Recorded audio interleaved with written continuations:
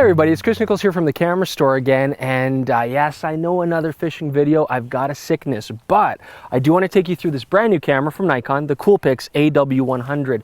This is Nikon's first underwater ruggedized digital camera in forever, and they haven't made anything underwater since the Nikonos film series, so they are late to the party, but hopefully that means they can take a look at the other manufacturers' cameras, take what features really work and what are important, and put it into one package. This has some unique features. I'm going to show you these today.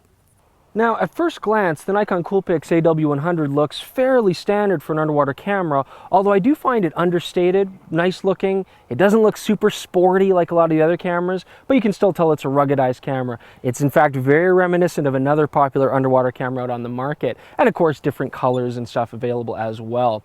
Pretty standard features on the basics of the digital camera. You get a 16 megapixel sensor, 5x optical zoom, image stabilized of course, and GPS, which a lot of the other cameras have. However, this does have a very cool GPS feature. Not only can it show you where your coordinates are when you're shooting, but can actually now track and log a GPS route. So as you travel with the camera, it will take constant updates in the GPS and then map out a route. And it does that with a very clever built-in kind of world map, kind of Google Maps reminiscent kind of device in there. And that's really neat because now you can use this to go back to your favorite fishing spots, for example, or follow yourself as you go up a hiking trail. I mean, the possibilities are endless. It's a lot like having a regular GPS unit and not just a feature built into the camera. Pretty standard underwater features. 33 feet underwater, you've got -10 functionality in the cold and Celsius, and you can drop it from about 5 feet. So pretty standard fare for an underwater camera in this feature. I also want to take you through this door. If you guys come up and check out this sealed door, of course, one of the big things we worry about is what happens if my camera leaks water? Well, you usually don't cover it and you're out of luck. So this is nice. It's got a nice door that shuts and an actual dial locking mechanism. It certainly feels solid. We'll have to see how much it can resist the water. Now, of course, overall handling in a camera like this is important because we are doing dynamic kinds of photography with it, whether it be kids at the beach or fish or boating. I mean, you want to capture that moment. One of the things I really love about this camera, it is fast. When I touch a shutter, boom, takes a photo immediately. And I really like that in a camera like this. So very, very good chance you're going to get those moments. It's a nice lens. It's a 5x zoom lens. Give you about a 28 to 120 rough equivalent. I do have one thing I don't like about this camera though. Getting it wet, I do notice that the front of the lens is picking up water stains quite easily. So you're going to have a cloth with you or dry it on your shirt on a regular basis because it does get a little soft after it goes underwater. Now, other cool features that this has, we've got a compass. As I turn this around, I can see my heading wherever I go.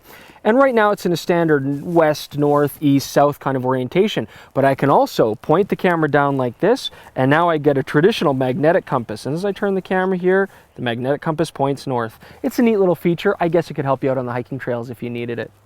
Now, obviously, I'm a huge fan of underwater cameras, and I've used them all. And one of the things I really appreciate is a great movie mode. It's actually a lot easier to catch outdoor activities or fish with a video mode. Of course, this doesn't disappoint. We've got high-def 1080 video, we get stereo sound, and of course, we can shoot underwater. Let's just see what kind of quality we get here. Now, one of the neat things about this video is you can also shoot fast speed at 15 frames per second, or you can do slow-mo at 60, and you have other frame rates as well. So it gives you the opportunity to be pretty creative. Let's see how it goes. Now, of course, this is cheating, but we're just going to find the fish in their own home.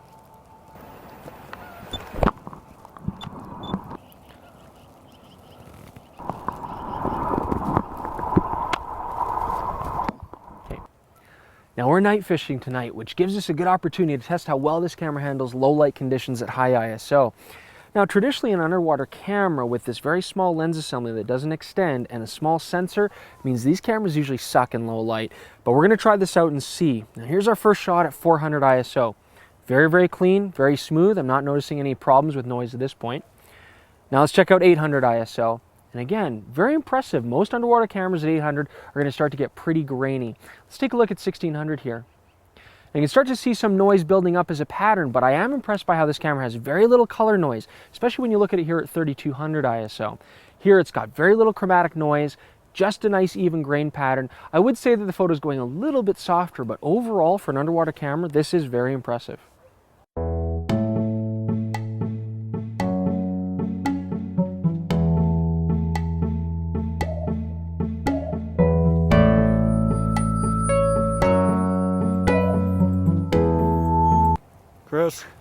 Chris, This porcupine's looking right at me because he's not moving.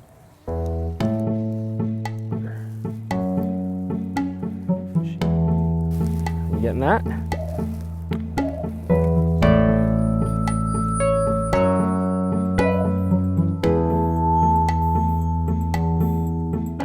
All right, folks, it's getting very, very dark. It's getting late. We're going to head home.